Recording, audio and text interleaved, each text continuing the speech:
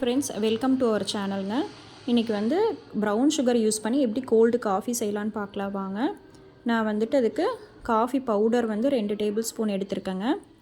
நான் Nescafe Sunrise brand தான் use பண்ணியிருக்கேன். நீங்கள் வந்து ப்ரூ காஃபி பவுடர் எடுத்துக்கலாம், அல்லது எந்த இன்ஸ்டன்ட் காஃபி பவுடர் வேணாலும் எடுத்துக்கலாங்க. அது வந்து நல்லா தண்ணி விட்டு டைல்யூட் பண்ணி எடுத்துக்கோங்க.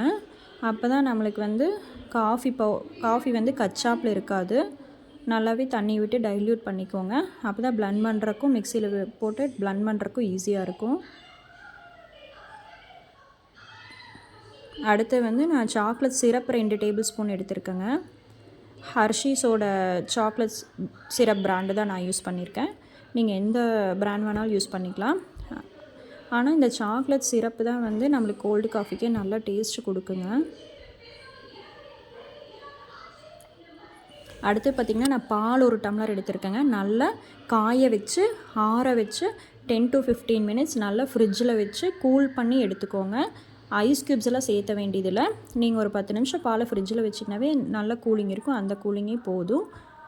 அதில் வந்துட்டு நம்ம எடுத்து வச்சுருக்க coffee powder plus chocolate syrup dilute பண்ணி வச்சுருக்க 2யுமே பாலில் மிக்ஸ் பண்ணிக்கோங்க. அப்புறம் வந்து இன்றைக்கி ஐஸ் க்யூப்ஸுக்கு பதிலாக நான் வந்து வெண்ணிலா ஐஸ்கிரீம் ஆட் பண்ணியிருக்கேங்க. ஐஸ் க்யூப்ஸ் எடுத்து நீங்கள் பிளெண்ட் பண்ணும்போது ரொம்ப கோல்டு காஃபி வந்து தண்ணியாட்ட போயிடும். இதே வெண்ணிலா ஐஸ்கிரீம் ஆட் பண்ணிங்கன்னா நல்லா திக் கன்சிஸ்டன்சிக்கே வந்துடும் கோல்டு காஃபி. ஒயிட் சுகருக்கு பதிலாக இன்றைக்கி ப்ரௌன் சுகர் ஆட் பண்ணி பார்த்தேங்க. நல்ல டேஸ்ட் இருந்துச்சு. அதே டேஸ்ட்டு தான், மாறவே இல்லை. ஒயிட் சுகர் அவாய்ட் பண்ணிடுங்க. ஏன்னா நம்ம குழந்தைகளுக்கு கொடுக்கறதுக்கு நம்மளுக்கும் ஒயிட் சுகர் ஆட் பண்ணிங்கள ஒரு திருப்தியோடு இருக்கலாம். ப்ரௌன் சுகர் ஆட் பண்ணாலும் கோல்ட் காஃபி வந்து அதே டேஸ்ட்டு தாங்க. சூப்பராக இருந்துச்சு. லாஸ்ட்டில் நம்ம கார்னிஷ் பண்ணி கோல்டு காஃபி எடுத்துக்கலாங்க.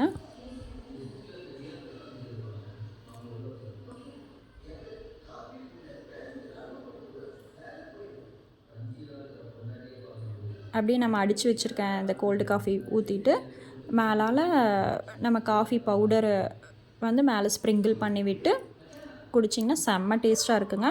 மறக்காமல் ட்ரை பண்ணி பாருங்கள். எப்படி இருந்துச்சுன்னு கமெண்ட்ஸில் ஷேர் பண்ணுங்கள்.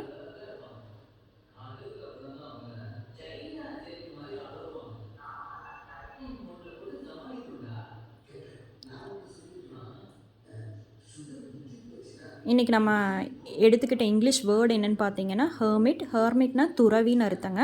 செயின்ட்னா தான் நம்மளுக்கு துறவின்னு தெரியும், ஆனால் ஹெர்மிட்னாலும் துறவி தான். இன்றைக்கி உமன்ஸ் அச்சீவரில் நம்ம பார்க்குறது யாருன்னா பிடி உஷா மேடம் தான். அவங்க தான் வந்து கோல்டன் உமன் சொல்லுவாங்க. அவங்க வந்து 4 கோல்டு மெடலும் 7 சில்வர் மெடலும் வாங்கியிருக்காங்க. அவங்க தான் குயின் ஆஃப் இந்தியாவும்